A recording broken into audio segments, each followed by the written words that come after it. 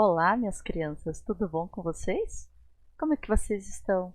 Nossa, a tia tá morrendo de saudade de vocês. E hoje, para a gente matar um pouquinho dessa saudade, nós vamos falar de um tema novo. Só que antes, vocês lembram sobre o que nós falamos na semana passada? Sobre a lei da adoração, não foi? Sobre a prece? Então, vamos antes de começar esse estudo fazer uma prece bem bonita para Deus. Bom? Então vamos lá, todo mundo fechando o olhinho e vamos fazer uma prece. Pai, de infinita grandeza e misericórdia, nós te agradecemos pela oportunidade de estarmos juntos, mesmo que de forma remota, mas unidos em oração, em amor, em carinho, em aprendizado e num assunto que a gente vai falar daqui a pouco, Pai, que é sobre o trabalho. Nós te pedimos, Senhor, que esteja conosco e que nós possamos estar com o Senhor, emanados em paz, em luz do nosso Mestre Jesus Cristo e em muito amor. Que assim seja, Senhor. Então, crianças, o que vocês acham da gente começar o estudo hoje falando de um assunto muito legal? Mas, antes de tudo isso, vocês sabem o que é trabalho? Sabem, né? Então, trabalho é aquilo que a gente faz todos os momentos, não é? Por exemplo, você vai trabalhar e o que você pensa quando alguém fala assim: Nicolas, vamos trabalhar? O que você pensa, hein, Isa? Beatriz, Iago, Antônio, hein, meus amores, o que vocês pensam quando vocês sabem que vocês têm que trabalhar? Hein, Sofia, quando o papai fala, eu vou trabalhar, a gente sempre pensa que ele vai pegar o carro e vai sair para trabalhar, não é? Mas será que trabalho é só isso? Não. Hoje, então, a gente vai aprender um pouquinho sobre o que mais é trabalho. Por exemplo, olha o que a mamãe pergunta para a filhinha aqui no texto. Vocês estão vendo? Minha filha, você já arrumou a sua cama? Será que isso também é trabalho? Claro que é. Todo mundo tem um pouquinho de trabalho e participação em vários lugares. Arrumar a sua cama de manhã faz parte do seu trabalho, das nossas obrigações. Então, você já parou para pensar o que é a lei do trabalho? Por que ela é uma lei? Porque ela é uma necessidade, ela é uma lei da natureza e que constitui tudo o que a gente possa fazer para o avanço da civilização. Não apenas o avanço dentro da casinha da gente, mas também em todos os lugares. Sabe aquela história da formiguinha, da música que a gente já cantou várias vezes na evangelização? Então, a formiguinha que todo dia trabalha e faz um pouquinho. A gente também pode fazer um pouquinho. Nós somos como formiguinhas. Se a gente deixar a casa da gente arrumada, a gente ajuda a mamãe, o papai, titia, vovó, os amigos. Aí eles vão ficar mais felizes, vão poder trabalhar fora e ajudar. Porque trabalhar não é só fazer o trabalho, aquele que a gente recebe um dinheiro por isso. É muitas outras coisas. E será que só a gente? Não. Olha o que Jesus disse. Meu pai trabalha até agora e eu trabalho também. Imagina, se Deus trabalha o tempo inteiro e Jesus até hoje trabalha por nós, por que nós não vamos fazer algo? Quantas vezes a gente já escutou: Jesus é o nosso mestre, o melhor de todos os professores. E se ele nos ensina que o trabalho é importante, tanto é que ele trabalha até hoje, por que nós não vamos trabalhar? Pensa que uma pessoa que trabalhou para fazer essa caneta, e eu uso essa caneta para fazer as atividades de evangelização de vocês. Ou seja, o trabalho de alguém nos auxilia a fazer o nosso trabalho. Nos auxilia a fazer as coisas que a gente gosta. Pode ser fazendo um lápis, pode fazer outra caneta, pode sendo fazer um apontador, ou esse outro apontador. Pode ser várias coisas. Pode ser uma borracha, não é? Então, toda vez que alguém trabalha fazendo algo, nós também nos beneficiamos. E o contrário existe. Aliás, todo trabalho ele só existe quando ele vem dos dois lados. Sabe o que a tia Carol quer dizer com isso? Jesus trabalha até hoje por nós. Só que nós também temos que trabalhar por ele. E será que é só fazendo a borracha que é um trabalho? Não. Aonde nós podemos trabalhar? No lar, ajudando a mamãe, como a tia disse agora há pouco, a vovó, o papai, o irmãozinho. Nos locais de assistência. Sabe o que são os locais de assistência? Vocês já ouviram falar que a nossa casa espírita, que tantas outras casas, tantas entidades, em todos os lugares auxiliam pessoas dando assistência a elas? Então, isso também é um trabalho. E no centro espírita?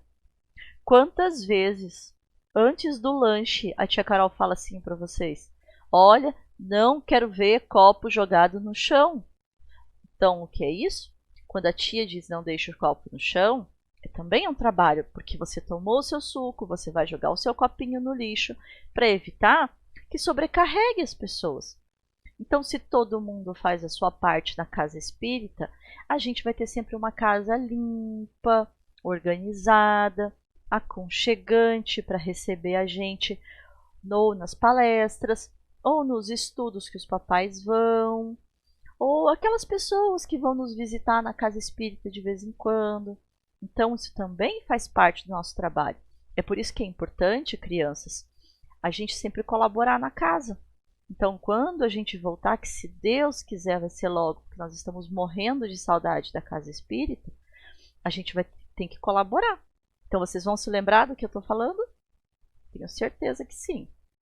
Então, outra coisa interessante que também faz parte do trabalho é o trabalho assistencial. E será que esse trabalho assistencial é só levar lá arroz, feijão? Não. Vocês já pararam para pensar que tem um monte de gente que a gente conhece que às vezes está doente, que não tem ninguém para ir lá fazer um chá para elas? Porque elas estão com sede, com fome, fraquinhas. Isso também é ajudar. Isso também é trabalhar. É ir auxiliar aquele que está precisando. Ou, às vezes, as pessoas nem sabem que estão precisando. Sabe por quê? Vocês já param para pensar como é gostoso quando a mamãe, principalmente a vovó, porque a vovó é ótima para isso. Quando a vovó vai lá e faz aquele lanche delicioso, aquele bolo de chocolate. Então, às vezes você nem estava pensando em comer o bolo, não é? Mas a vovó foi lá e fez. Sabe o que significa? Ela trabalhou para te ajudar. Ela se doou para ajudar, para ver o neto feliz. Então, esse trabalho de assistência vai muito além daquilo que a gente acha que é só, que não quer dizer que não seja importante, né? Quem tem vontade, tem fome agora, precisa comer, precisa de roupa. Então, as crianças têm que estar bem atentas sobre isso. Mas será que quando a gente desencarna, a gente para de trabalhar e vai ficar na praia olhando só o mar passando, correndo, comendo chocolate, pipoca? Não, Nanina, não. Quando a gente voltar para nossa pátria espiritual, lá, lembra? Todo mundo já viu a historinha do nosso lar? Tia vai contar para vocês essa história. Lá, o plano espiritual, quando a gente desencarna, a gente vai trabalhar mais ainda. Sabe por quê? Porque muitas pessoas, quando desencarnam, estão com muitas dores, estão sofrendo, ou não tiveram a oportunidade de estudar o Evangelho de Jesus. Então, nós, ao desencarnarmos, vamos continuar trabalhando. E eu acho que até mais, porque a gente vai ter tempo, mais ainda, para ajudar quem está com dor, quem está triste, sofrendo, quem quer aprender, né? Pensa, um monte de evangelização, que legal que deve ser. Mas tem mais. Tem o trabalho intelectual. Sabe o que é trabalho intelectual? É quando a gente se dispõe a estudar, que é o que a gente está fazendo agora. Quando você pega o telefone da mamãe e vai ver a tia Carol falar de evangelização, também faz parte do trabalho intelectual. Quer dizer que vocês estão se esforçando para aprender. um pouco mais sobre a palavra de Jesus, não é? Então, as crianças também trabalham de forma intelectual, mas não se esqueçam, tem hora de brincar também, tá? Desde que depois que brinque, junte os brinquedos. Isso é muito importante. Mas você já para pensar quando a mamãe pede ajuda? Quando a mamãe fala assim: Sofia, leva a louça na mesa para a mamãe. Iago, não deixa a roupa jogada no chão. Antônio, o que esse carrinho está fazendo aqui no meio? Já para pensar nisso? Hein, Isa, Bia? Eu sei que vocês ajudam a mamãe. Isso é muito importante, não é? Mas sabe por que isso é importante? Porque depois do trabalho é importante o repouso, o descanso do nosso corpo, né? A gente precisa descansar o corpo depois de trabalhar. Então, imagina, papai trabalhou o dia inteiro, chegou em casa cansado. Será que no momento de repouso do papai não é importante que você vá lá e leve um copo de água? Leve uma laranja, uma maçã?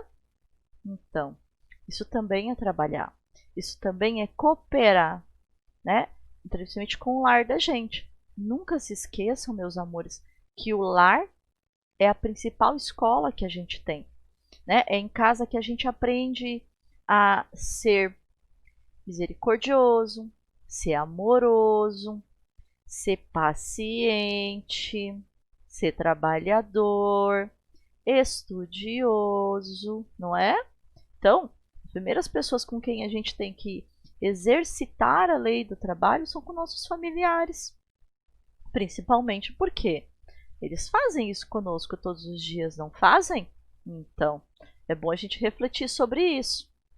Então, isso vale para todos os momentos, não é só na hora que a gente vai pegar o copo de água. Quando o papai e a mamãe chamam para fazer o evangelho no lar, você senta, a mamãe já pegou a água? A mamãe já pegou o evangelho? Por que você também não ajuda a mamãe? Vai lá pegar o copo com água, pega o evangelho, faz a prece, até porque a gente aprendeu a fazer a prece semana passada, não aprendemos? Então, quando a gente faz a prece com muito amor, com muito carinho, a gente ajuda. Ajuda não só com a nossa paz, o nosso amor, mas a gente também ajuda os nossos pais, né? E é por isso que é muito importante a gente se lembrar de uma coisa. Vocês sabiam que todo mundo chega no limite do trabalho, né? Cansa. E não é só aquele cansaço tipo de o dia inteiro que a gente trabalhou e depois vai dormir. É o cansaço também das pessoas mais idosas. Não tem aquela vovó que você vê que ela já não vai conseguir mais correr, que ela também já está cansada. Então, esse é um dos momentos mais importantes para a gente praticar a lei do trabalho, que é auxiliando aqueles que já envelheceram e que hoje estão cansados. Eles não conseguem mais correr, eles já não conseguem ficar em pé por muito tempo. Então, não é legal a gente ir lá e levar uma fruta para a vovó quando ela está cansada? É isso. E vamos dizer uma coisa bem legal. Além de ser a prática da lei do trabalho, isso também é a prática de uma outra lei divina que a gente vai falar lá na frente, que eu amo, que é a lei da caridade. Não é? É ajudar aqueles que estão mais fracos e que já contribuíram muito para a nossa sociedade. E vocês sabiam que tem muita gente que já ajuda, mas quer dizer que não precisa ajudar mais? Quer dizer que tem muita coisa a fazer, né? Você já ouviram falar que aqui em Ariquemes tem um lar do idoso que é cuidado lá pelos nossos irmãos da outra casa espírita? Então, lá tem muitos idosos que ou não têm família mais, ou a família está muito longe, ou a família também está velhinha e não consegue cuidar dele. Aí eles vão lá para essa casa. E lá nessa casa tem muitas pessoas legais que trabalham por eles, né? Dando remédio, dando banho, alguns não conseguem mais tomar banho, dando um alimento, dando carinho, escutando, conversando, fazendo muita coisa que a gente sempre sente falta, e eles também. Então, é muito importante a gente não só entender a importância desse trabalho para as pessoas que estão mais idosas, mas também nos prepararmos. Por quê? Agora não dá, mas logo logo vai acabar todo esse isolamento e a gente vai poder sair de casa. E não é só sair de casa para ir para a escola e para o parquinho. É sair de casa também para ajudar aqueles que precisam. Tem muita gente esperando, sozinhas, né? Então é importante a gente se preocupar com isso. E será que a gente fica pensando assim, nossa, por que tem tanta gente então no mundo sem emprego? Ou abandonada? Você já parou para pensar sobre isso? Vocês devem ter escutado agora, né? O pai, a mãe, às vezes a televisão, no jornal, falando como tem gente que perdeu o emprego. Aí, mas tia Carol, você disse que trabalho não é só o emprego. De fato, o trabalho é muito mais coisa. Mas o trabalho, aquele do emprego, que o pai e a mãe recebem para poder cuidar da casa, comprar comida, pagar a conta de energia, isso é muito importante, não é? Então, muitas pessoas perderam o emprego, principalmente nesse momento difícil que nós estamos vivendo, mas necessário para o nosso aprendizado. Você já para pensar por que isso acontece? Sabe por quê? Porque isso não é apenas um probleminha, uma desordem social. Isso também é uma desordem moral. Sabe o que é isso? A gente não está estudando sobre as leis morais, que a gente começou, né? As leis divinas. A gente fez a lei de adoração, agora a lei de trabalho. Então, tem muitas outras. Lembra que a tia Carol falou de todas? Que a gente ia começar a estudar? Então, todas as leis morais, quando elas são transgredidas, quando elas são violadas, existe um efeito. Então, é quando a gente entra num estágio de desequilíbrio, quando não está tudo muito legal. E aí, muitas pessoas sofrem. Quando a gente deixa de praticar a lei do trabalho, alguém vai sofrer pela ausência do auxílio. Quando a gente deixa de praticar a lei da prece, a lei de adoração, a gente deixa de dar o nosso amor, auxiliar aqueles que sofrem. Quando a gente deixa de praticar a lei de caridade, muitas pessoas também sofrem. E todas as outras leis morais. Então, esse desequilíbrio que acontece, que faz com que muitas pessoas percam o desemprego, não é fruto apenas da pandemia, não é fruto apenas das questões, né, econômicas, é fruto também das desordens morais.